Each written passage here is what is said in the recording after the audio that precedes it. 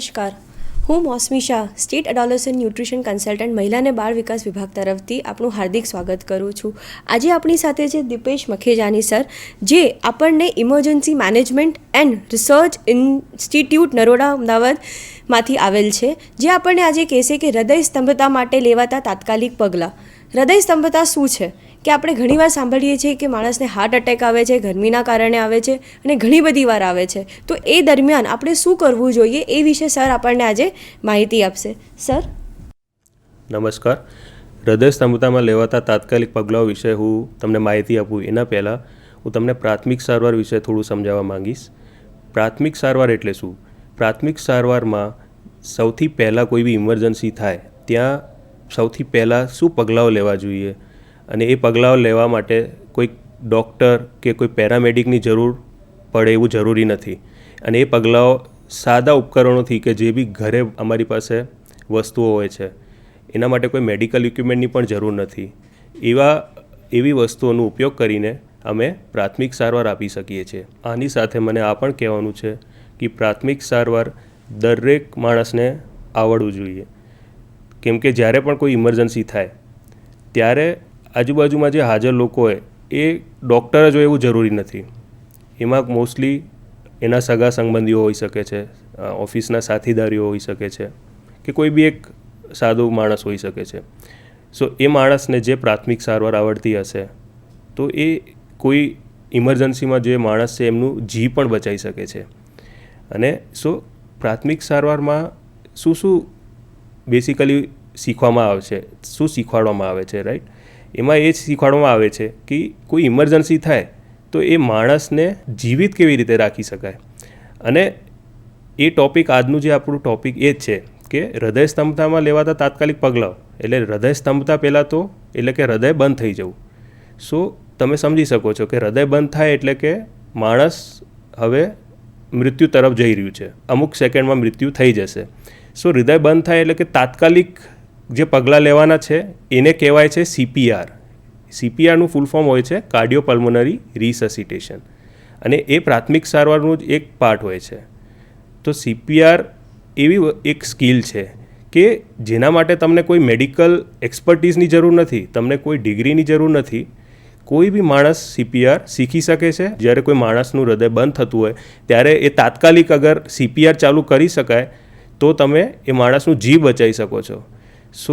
આ EMRA GHS વતી હું આભાર માનું છું કે મને આ એક તક મળ્યું છે કે હું વધારે લોકોને આ CPR વિશે થોડું માહિતી આપું, અને CPR આપવાનું થોડું બેસિક તમને હું અત્યારે શીખવાડી શકું. પહેલાં CPR ચાલુ કરીએ, CPRનું માહિતી આપું એના પહેલાં હું હૃદય સ્તંભના વિશે થોડું તમને જણાવવા માંગીશ.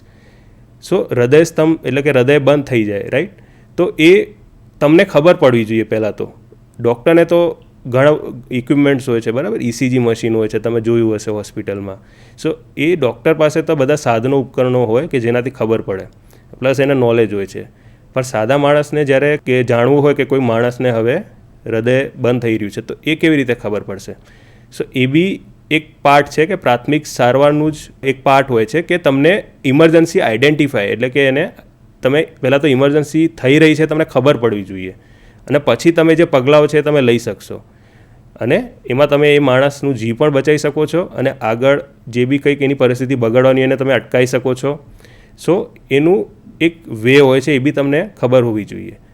ઇમરજન્સી જ્યારે થાય તો માણસ જ્યારે હાર્ટ બંધ થતું એની વાત કરીએ આપણે. હાર્ટ બંધ થઈ જાય એટલે કે માણસ ત્યારે શું થશે? બેભાન થઈ જશે પહેલાં તો, બરાબર?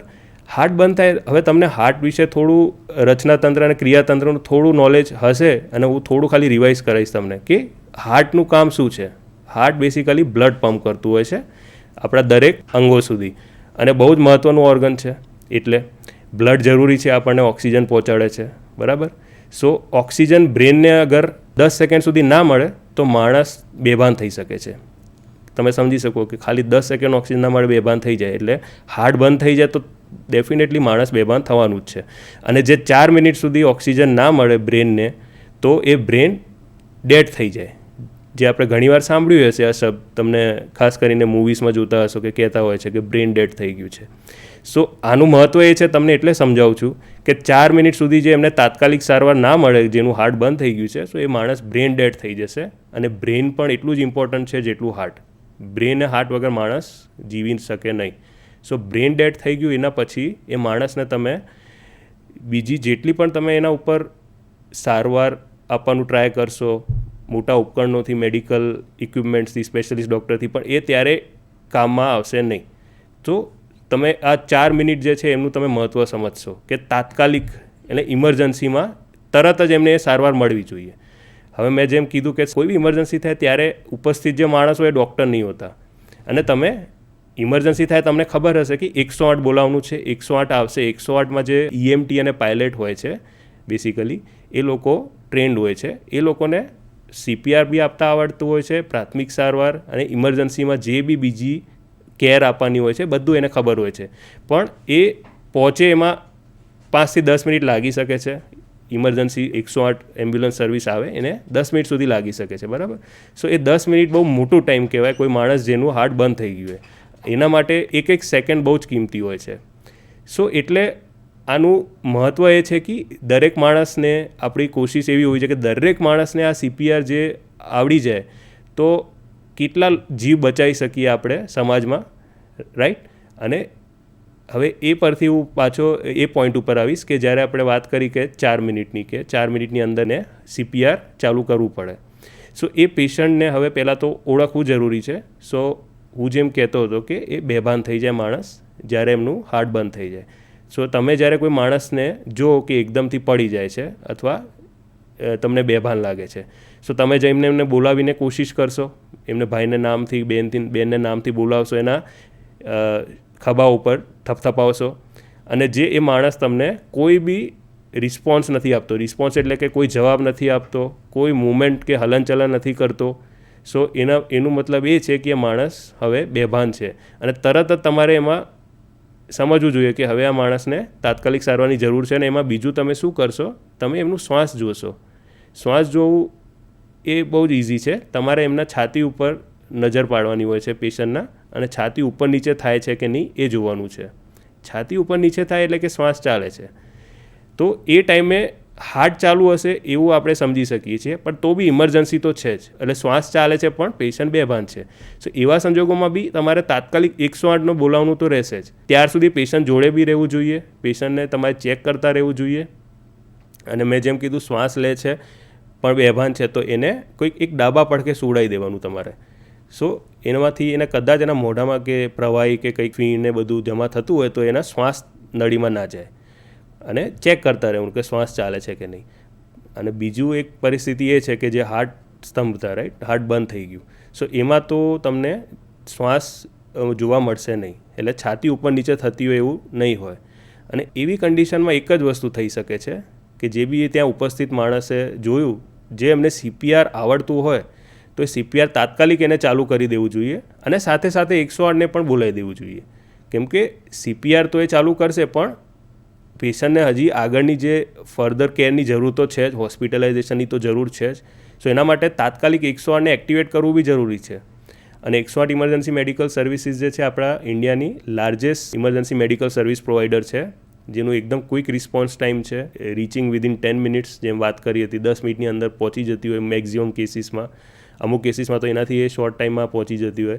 સો એનું લાભ તો લેવાનું જ છે, પણ સાથે સાથે તમને CPR આવડતું હશે તો તમે એ તાત્કાલિક ચાલુ કરવાનું જરૂરી છે. સો હવે CPR એટલે શું એના વિશે થોડું સમજાવીશ. CPRનું ફૂલ ફોર્મ તો મેં કીધું હતું, કાર્ડિયોપલ્મોનરી રિસસિટેશન. એટલે કે બેસિકલી એમાં હૃદય અને ફેફસાનું જે કામ છે એ આપણે એને આર્ટિફિશિયલી, એટલે કે બહારથી આપણે એમનું કામ આપણે કરી આપીશું, જે નોર્મલી એક નોર્મલ માણસમાં નેચરલી ઓટોમેટિક ચાલતું હોય છે. પણ હવે આ સંજોગોમાં આપણે એને, એટલે કે હૃદય સ્તંભતામાં આપણે આ કામ આર્ટિફિશિયલી કરવું પડશે. સો એના માટે શું કરવું પડે? હવે હૃદયને કામ છે કે ધબકવાનું હોય છે, અને હૃદય ધબકે એટલે પરિભ્રમણ થાય બ્લડનું, અને બધા અંગોને બ્લડ પહોંચે ઓક્સિજન વડે. ખાસ કરીને જે ઇમ્પોર્ટન્ટ ઓર્ગન છે એમને ઓક્સિજનની જરૂર છે, એ છે બ્રેન, હાર્ટ, લંગ્સ. હાર્ટને પણ બ્લડ જોઈએ, એ યાદ રાખજો. સો એના માટે હવે હાર્ટને તમારે આર્ટિફિશિયલી દબાવવાનું છે બહારથી. એની એક રીત હોય છે કેમ કે હાર્ટ પહેલાં તો હાર્ટનું જે પોઝિશન ક્યાં છે. સો આપણે એની વાત કરીએ તો અમુક લોકોને એવું લાગતું હોય કે આ ડાબી સાઈડે હોય છે. એકચ્યુઅલી એમાં બી કન્ફ્યુઝન છે. એવું નથી. હાર્ટ સેન્ટરમાં હોય છે અને તમારે હાર્ટને જ્યારે દબાવવાનું હોય તો તમારે આ જે વચ્ચેનું એક હાડકું છે એકદમ હાર્ડ પાર્ટ તમે અહીંયા જોઈ શકો, એમાં પછી છે ને તમારે લોઅર પાર્ટમાં છાતીની અહીંયા આ જે બોન છે એના ઉપરથી તમારે તમારા હાથનું જે આ સખ્ત ભાગ હોય છે અહીંયાથી અહીંયા મૂકવું પડે.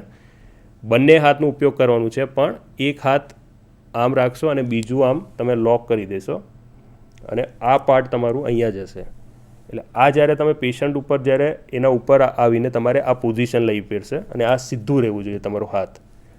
એલ્બો એટલે કે આ અહીંયાથી વળવું ના જોઈએ.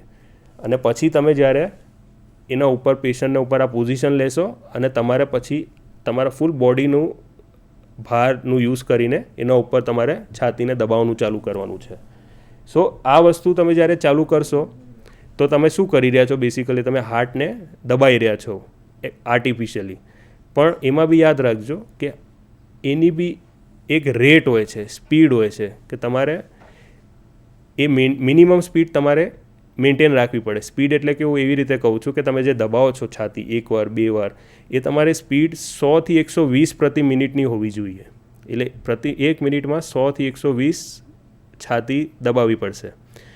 એની સાથે બીજું ઇમ્પોર્ટન્ટ વસ્તુ છે એ શ્વાસ. તમે આ હાર્ટને દબાવતા રહેશો આ સ્પીડે તો બ્લડ અંદર સર્ક્યુલેશન એટલે પરિભ્રમણ થશે, બ્રેનને ઓક્સિજન મળશે અને હૃદયને પોતે પણ બ્લડ મળશે, પણ સાથે સાથે ઓક્સિજન બી જોઈએ. સો એટલે સીપીઆરનું જે છે કાર્ડિયો પલ્મોનરી, કાર્ડિયો એટલે કે હૃદય, પલ્મોનરી એટલે કે ફેફસા. સો ફેફસાનું એ કામ કરવાનું છે, રાઈટ. સો તમારે એને ઓક્સિજન બી આપવાનું છે. એના માટે તમારે જે કંઈ કૃત્રિમ રીતે શ્વાસ આપવા પડશે, બરાબર.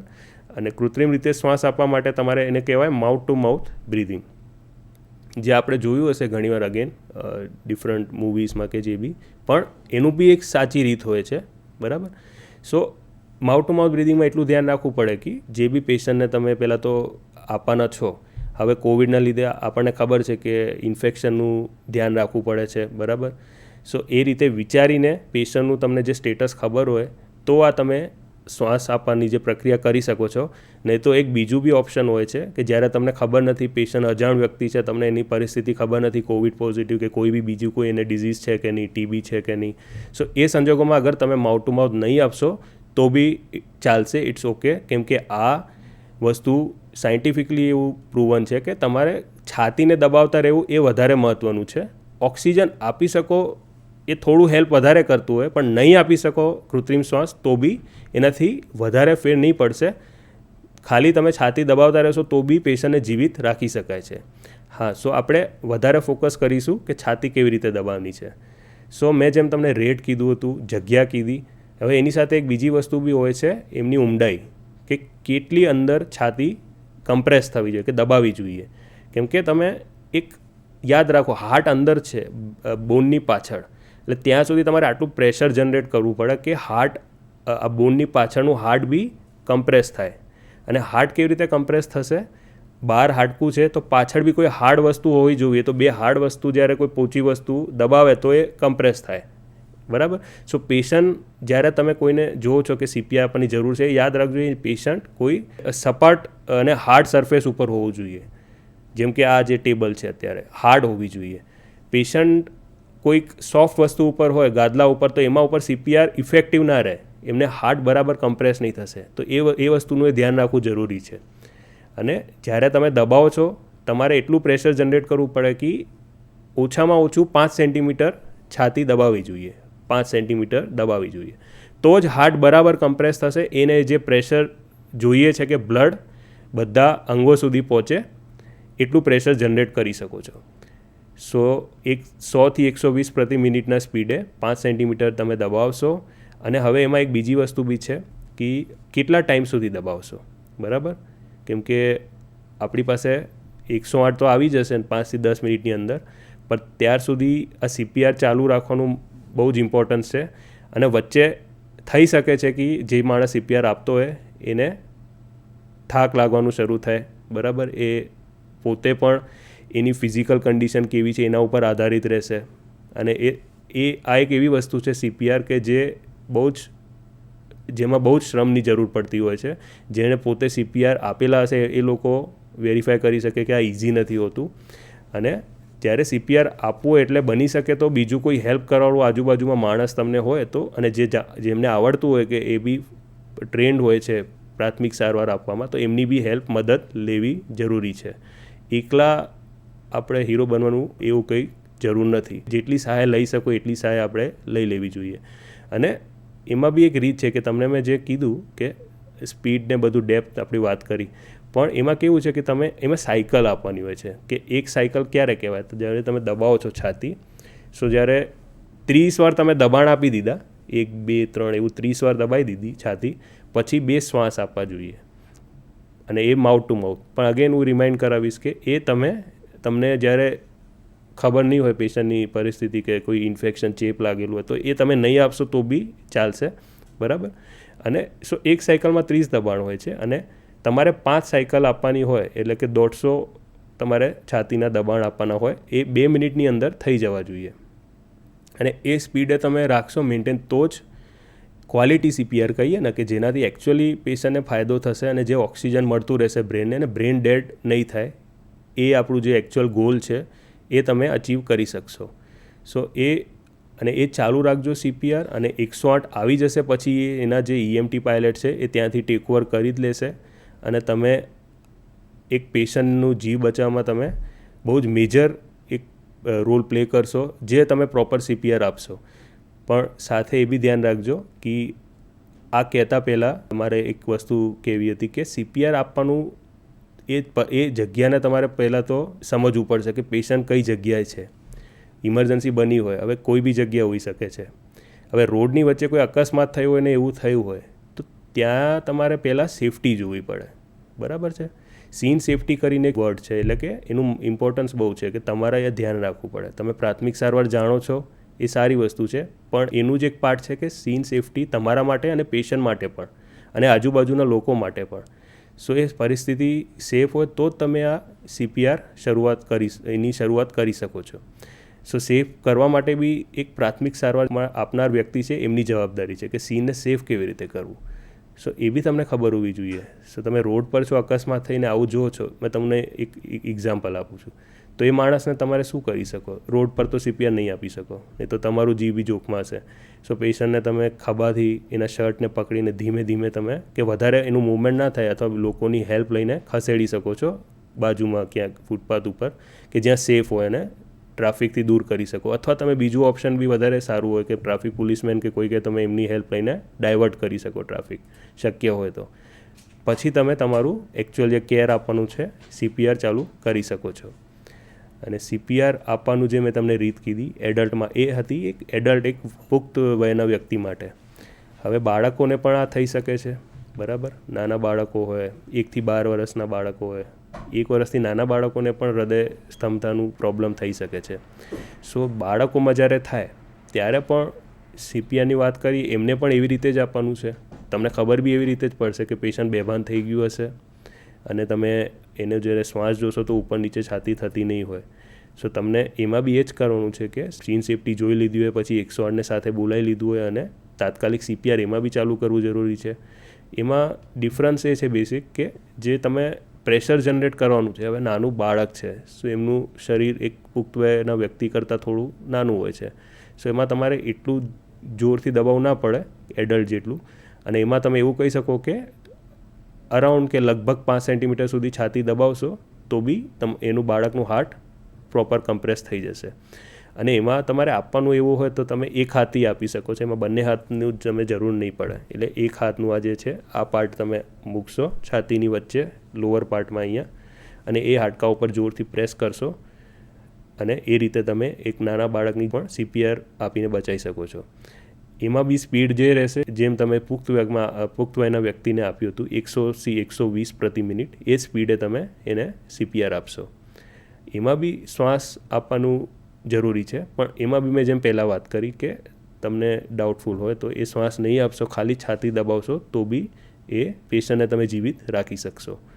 અને એમાં બી એવું છે કે હેલ્પ લેવાની જરૂર હોય તો હેલ્પ બિલકુલ લઈ લેજો, જે બી આજુબાજુમાં વ્યક્તિ હોય. અને એમાં થાકવાના ચાન્સીસ ઓછા હોય છે, પણ તો બી યાદ રાખજો કે હેલ્પ ઓલવેઝ લઈ લેવાની. હવે આપણે ત્રીજી એજ ગ્રુપની વાત કરીશું, જે સૌથી નાના બાળકો છે, 1 વર્ષ સુધીના નાના બાળકો. સો એમાં ડિફરન્સ થોડું એ રહેશે કે ભાઈ એટલું નાનું બાળક હોય તો તમારે બહુ જ કેરફુલ રહેવું પડે CPR આપવું હોય તો. એમાં તમે તમારું પૂરું હાથ નહીં વાપરી શકો, કેમ કે એકદમ નાનું બાળક છે, એમનું બોન અને બધા બોડી પાર્ટ્સ બહુ જ સોફ્ટ હોય છે, તમે ઇઝીલી એને ડેમેજ કરી શકો છો. અને 1 વર્ષથી નાનું બાળક હોય તો એમાં જે રીત છે એ થોડી અલગ છે. હા, પેશન્ટ એમનું હાર્ટ બંધ થઈ જાય અગેન એમને પણ તમારે ઓળખવું હોય તો એ સેમ રહેશે કે એ બી બેભાન થઈ ગયું હશે નાનું બાળક. એટલે કદાચ તમે બાળકનું હલનચલન ના જો ને એકદમ આમ બેભાન લાગતું હોય તો તમે એને પગ ઉપર ટપટપાઈ શકો છો અને જોઈ શકો બાળકમાં કોઈક રિસ્પોન્સ છે, કોઈ હલનચલન કરે છે કે કોઈક રડે છે કે કંઈ બી મૂવમેન્ટ કરતું હોય તો મતલબ કે એને રિસ્પોન્સ તો છે. પણ રિસ્પોન્સ ના મળે ત્યારે તાત્કાલિક તમારે એની શ્વાસ ચેક કરી લેવાની, જેમ આપણે જોયું એડલ્ટમાં પણ. અને શ્વાસ છાતી ઉપર નીચે ના થતી હોય તો તાત્કાલિક તમારે CPR ચાલુ કરવું પડશે, 108ને પણ બોલાવવું પડશે. એમાં CPR આપવાનું જે છે એ રીત એવી છે કે તમારે હવે આંગળીનું ખાલી ઉપયોગ કરવાનું છે, ના કે પૂરો હાથ. 2 આંગળી તમારા પહેલી 2 અથવા વચ્ચેની 2 આંગળી તમે ઉપયોગ કરી શકો છો.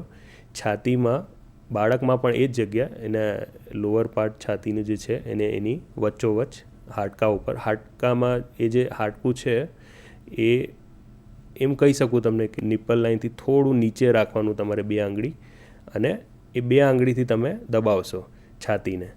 અને તમારે બહુ પ્રેશર જનરેટ કરવાની જરૂર નહીં પડશે. એટલે એમાં તમને એવું કહી શકું કે લગભગ 4 સેન્ટીમીટર સુધીનું દબાણ આપશો તો બી એનું હાર્ટ બરાબર પમ્પ કરતો રહેશે. સો આ વસ્તુ તમે કરશો અને એમાં બી જે સ્પીડ છે એ બી 100થી 120 પ્રતિ મિનિટની સ્પીડે તમારે છાતી દબાવવી પડશે. ઓક્સિજન વિશે સેમ જેમ પહેલાં જોયું કે તમે શ્વાસ આપી શકો છો જે તમને સેફ લાગતું હોય તો, નહીં તો ખાલી છાતી દબાવતા રહેશો તો બી એનું પેશન્ટને તમે જીવિત રાખી શકશો અને બ્રેનને જે લોહી પહોંચાડશો તો એ એમને બ્રેન ડેડ થવાથી તમે અટકાવી શકો પેશન્ટને. અને બીજી એક વસ્તુ એ બી છે કે આ તો જે અમુક કેસીસ એવા બની શકે કે જ્યાં 100 કદાચ પહોંચતા થોડી વાર લાગતી હોય કે જે દૂરથી આવતી હોય, તો એમાં કદાચ વધારે ટાઈમ 10 મિનિટથી ઉપર જ્યારે થવાનું હોય, સો તમે CPR આપો છો અને તમે તમારું પૂરું કોશિશ કરશો, 10 મિનિટ સુધી તમે કર્યું અને કદાચ તમે હવે થાકવા લાગો એવું બની શકે. અને બિલકુલ એ બટ ઓબ્વિયસ છે, કેમ કે મેં તમને કીધું કે CPR જે પ્રક્રિયા એમાં બહુ શ્રમની જરૂર પડતી હોય, અને પ્રોપર ક્વોલિટી CPR આપો તો ડેફિનેટલી તમે એક ટાઈમ આવશે કે થાકવા લાગશો. અને એ જ્યારે થવા લાગે તો એ બી છે કે તમે પછી થાકી ગયા હો તો તમે CPR નહીં આપી શકો.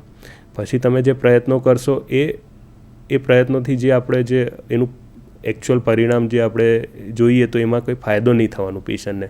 ઇનફેક્ટ તમને પણ એનાથી કંઈક નુકસાન થઈ શકે છે. તમારી પોતાની હેલ્થ કન્ડિશન કેવી છે, તમને કોઈ પ્રોબ્લેમ્સ હોય, પેશન્ટને પોતે હૃદયના જે પેશન્ટને જે સારવાર આપી રહ્યું છે પ્રાથમિક સારવાર, એ પોતે પણ કદાચ હૃદયનું પેશન્ટ હોઈ શકે છે. એટલે વધારે એક્ઝર્શન કરે એમને પ્રોબ્લેમ થઈ જાય એ કન્ડિશન નથી ડેવલપ કરવી. એક ઇમરજન્સીને બદલે 2 ઇમરજન્સી ન થવી જોઈએ.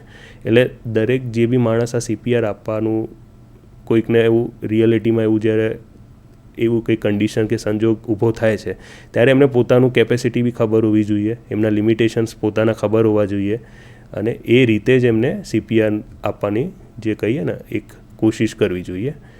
અને હા, પણ એવું પણ કહી શકીશ કે એક નોર્મલ એડલ્ટ માણસ હોય જે હેલ્ધી હોય તો એ 10 મિનિટ સુધી CPR આપી જ શકશે. પણ હા, જ્યારે એમ 10 મિનિટથી વધારે ટાઈમ લાગે તો એમને તકલીફ પડી શકે છે. અને એમ બી કહેવામાં આવતું હોય છે કે જ્યારે બહુ ટાઈમ થઈ જાય, માનો કે 15થી 20 મિનિટ થઈ ગયા હોય, તો પછી એ માણસમાં વધારે કોશિશ કરવાથી પણ દુર્ભાગ્યવશ એટલું તમને એ પરિણામ જોવા નહીં મળશે. જે આપણે જે એમનું જીવ બચાવવાનું જે વાત કરીએ છીએ એની ચાન્સીસ બહુ જ ઘટી જાય. એના જે ચાન્સીસ છે નેગ્લિજિબલ, એટલે કે 0.00 એવું કહી શકીએ એવા પર્સન્ટેજમાં જતો રહે. એટલે એવામાં પછી તમારે CPR સ્ટોપ કરી દીધું હોય તો બી ઇટ્સ ઓકે. અને એની સાથે હું એ બી કહીશ કે CPR અને પ્રાથમિક સારવાર આ 2 વસ્તુ આજે સમાજમાં એકચ્યુઅલી બધાને ઘરમાં એક વ્યક્તિ તો એવું હોવું જ જોઈએ કે જેને આ CPR પ્રાથમિક સારવાર આપતા આવડવું જોઈએ. કેમ કે અત્યારે જેમ મેં તમને સમજાયું કે તમે વિધાઉટ કોઈ નોલેજ કે ડૉક્ટરની કોઈ ડિગ્રીની જરૂર નથી, કોઈ નર્સિંગનું તમારા કોઈ સ્કિલની જરૂર નથી, તો બી તમે એક માણસનો જીવ બચાવી શકો છો. અને એનાથી એ જે માણસને જીવ બચાવવાથી જે સંતુષ્ટિ મળતી હોય છે, બરાબર, એનું કોઈ બી બીજી તમે પૈસા સાથે કે કોઈ સાથે એનું કમ્પેરિઝન નહીં કરી શકો. સો મને જે આ તક મળ્યો આજે કે બધાને હું આ થોડું CPR વિશે સમજાવી શકું, એના માટે મને બહુ જ ખુશી છે કે આ એક તો પહેલાં મને આ એક ઓપોર્ચ્યુનિટી મળી, અને મારી આ આશા છે કે આના પરથી બધા લોકો પ્રેરિત થયા હશે કે આ CPR વિશે જાણવું જરૂરી છે, CPR શીખવું જરૂરી છે, અને પ્રાથમિક સારવાર બી આવડવી જોઈએ. અને તમે એટલે બધાને હું એક રિક્વેસ્ટ બી કરીશ કે જ્યાં બી તમને ચાન્સ મળે CPR શીખવાનું, ટ્રેનિંગ હોય કે જે બી તમારા ઓર્ગેનાઇઝેશન તરફથી તમને આ ચાન્સ મળતું હોય તો પ્લીઝ આ ટ્રેનિંગ લેજો, અને તમે અને બીજા લોકોને પણ આનું ઇમ્પોર્ટન્સ સમજાવજો, તમારા સમાજમાં, તમારા સોસાયટીઝમાં, તમારા વર્ક પ્લેસમાં.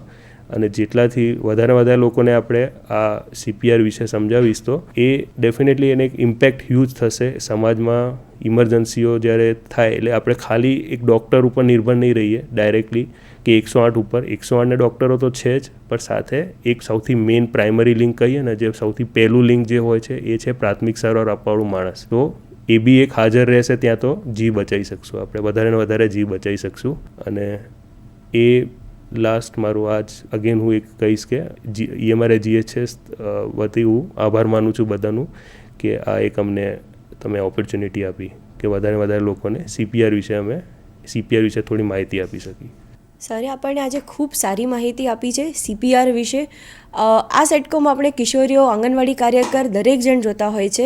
હું કિશોરીઓને ખાસ કરીને આ વસ્તુ કહીશ કે જ્યારે આપણા ઘરમાં કોઈ વ્યક્તિને હાર્ટ એટેક યા આવી કોઈ પણ પરિસ્થિતિ ઊભી થાય છે, તે વખતે જે સરે આજે આપણને સમજાવ્યું છે કે CPR કેવી રીતે આપવું અને તે બદલ શું કરવું જોઈએ તે વખતે આપણે, તો એ જાણકારી માટે સર આપણો ખૂબ ખૂબ આભાર. અને હું ચાહું છું કે આ સેટકોમ દરેક વ્યક્તિ જોવે, ના કે ખાલી કિશોરીઓ, પણ આંગણવાડી કાર્યકર અને તમારા ઘરે જે બીજા લોકો છે એ લોકોને પણ આ સેટકોમ બતાવો કે જાકે એમને ખબર પડે કે જ્યારે કોઈ વ્યક્તિને આવું કશે થાય છે તો કેવી રીતે આપણે એને મદદરૂપ થઈ શકીએ. Thank you sir once again, અને હું આપ સબનો આભાર માનું છું. Thank you.